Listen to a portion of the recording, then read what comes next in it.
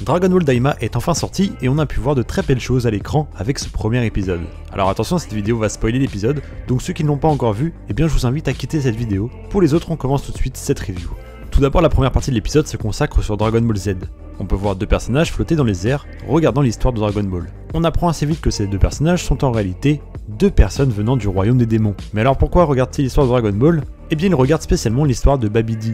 Donc le personnage appelé Goma semble détester Babidi, car il a réussi à convertir le roi des démons Dabra sous ses ordres. En continuant de regarder, il verra Babidi se faire tuer par sa création, qui n'est autre que Boo. Finalement il arrivera jusqu'à la défaite de Boo, qui se fera tuer par le Genki-Dama de Goku. Tous ces événements montent à la tête de Goma qui réalise qu'il n'y a plus aucune menace à l'extérieur dans l'univers 7. Goma devient donc le roi des démons avec son serviteur qui est d'après ses dires le frère de Kaioshin. Ce personnage a d'ailleurs une sœur qui fait son apparition et qui semble être une chercheuse d'après son nom vu qu'elle se nomme Dr Arlinsu. Le roi Goma envisage donc de récupérer les Dragon Ball de la Terre afin de réaliser son vœu de rajeunir toute la Z-Team afin qu'il n'ait aucun problème pour les dominer. En les rajeunissant, il pense que la puissance de la Z-Team baissera énormément. De ce fait, il récupère un Namek qui erre dans le royaume des démons. Chose intéressante, on apprend qu'en réalité les Namek viennent du royaume des démons. L'apparence de leurs oreilles sont la preuve d'après les dires de Goma. Ils emmènent ce Namek sur Terre afin de récupérer les Dragon Ball qui étaient devenus des pierres. Ce Namek réussira à enlever le châtiment des 1 an pour que les boules de cristal refonctionnent.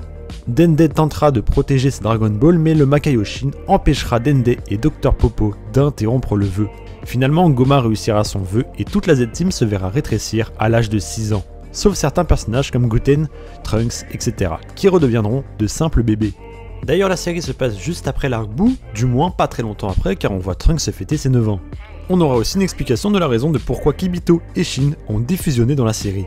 D'après eux, ils auraient demandé à Boo de les absorber pour que la fusion s'annule, car comme Végéto l'a fait, le corps de Boo possède une force capable de séparer la fusion Potara.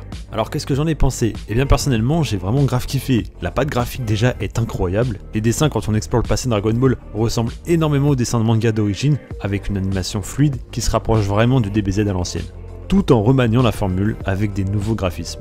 L'histoire quant à elle, je trouve qu'elle est finalement assez cool, on va pouvoir explorer le royaume des démons et étendre le lore. En tout cas de ce qu'on voit, le royaume des démons ne se situe pas dans l'univers 7 mais plutôt à l'extérieur de l'univers. Et je pense du coup comprendre pourquoi Shin va accompagner Goku dans sa quête, car c'est sûrement le seul à pouvoir se téléporter dans le royaume des démons. Et sinon le design des nouveaux personnages est cool, surtout Dr Arlinsu, qui a de très bons arguments pour dire qu'elle a le meilleur design. Sinon autre point que j'aime bien, c'est qu'il nous montre comment les démons passent dans l'univers 7, l'espèce de machine qui aspire le vaisseau de Goma, et qui montre comment les démons passent dans l'univers 7. L'espèce de machine qui aspire le vaisseau de Goma et qui permet de téléporter la machine dans le monde extérieur. On peut voir aussi un petit démo écouter la conversation de Goma et du Makaioshin, donc dans les trailers on a pu voir que ces personnages ira aider Goku. Ça va être intéressant de voir qu'en fait tous les démons ne sont pas méchants et je pense que Goku réussira à la fin de la série à instaurer une espèce de paix dans le royaume des démons ou un truc dans le genre.